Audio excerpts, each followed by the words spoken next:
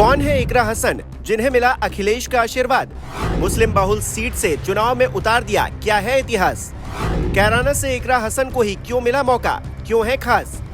London से आई इकरा को मिला 2022 की मेहनत का इनाम।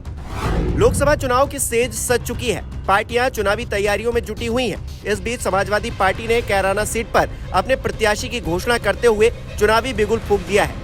ये वही सीट है जिस पर समाजवादी पार्टी और आरएलडी के बीच पेच फंसा हुआ था। हालांकि वो पेच तो नहीं सुलझा, लेकिन अखिलेश यादव ने इकरा हसन को इस सीट से चुनावी मैदान में उतारकर अपने इरादे साफ कर दिए। लेकिन यहाँ सवाल ये है कि इकरा ही क्यों, जबकि तमाम और नेता भी इस सीट पर दावा ठोक रहे थे। तो इसका जवाब छिपा है 2022 के विधानसभा चुनाव में। दरअसल उस वक्त कैराना से इकरा के भाई नाहिद हसन चुनावी मैदान में थे, लेकिन दिक्कत ये थी कि वो जेल में रहकर चुनाव लड़ रहे थे। ऐसे में चुनावी प्रचार प्रसार का जिम्मा उस वक्त इकरा ने अपने कंधों पर उठा लिया और नाहिद हसन की जीत में बहुत बड़ी भूमिका निभाई।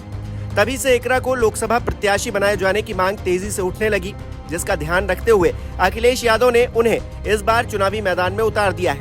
इकरा हसन की बात की जाए तो 9 साल से कैराना की राजनीति में सक्रिय इकरा हसन पूर्व सांसद तबस्सुम हसन की बेटी हैं। तबस्सुम हसन एक बार बीएसपी जबकि एक बार एसपी आरएलडी गठबंधन से कैराना लोकसभा सीट से सांसद रह चुकी हैं। इकरा हसन के दादा अख्तर हसन ने 1984 में कैराना लोकसभा सीट से कांग्रेस के टिकट पर जीत हासिल की थी। इसी तरह इकरा के पिता लोकसभा, राज्यसभा, विधानसभा और विधान परिषद चारों सदनों के सदस्य रह चुके हैं। इसके लिए उनका नाम गिनीज वर्ल्ड रिकॉर्ड में भी दर्ज किया गया था।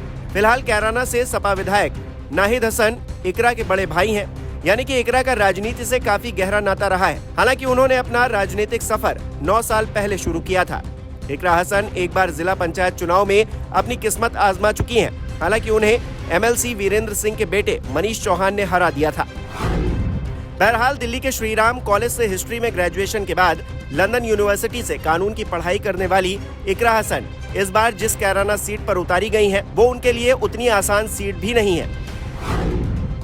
कैराना लोकसभा सीट पर वैसे तो 18 लाख के करीब मतदाता हैं। इनमें से भी करीब 5.5 लाख मतदाता मुस्लिम समुदाय से आते हैं। फिर भी ये सीट आसान नहीं है, क्योंकि पिछले लोकसभा चुनाव में एसपी आरएलडी बीएसपी गठबंधन के बावजूद ये सीट बीजेपी के प्रदीप चौधरी ने जीत ली थी।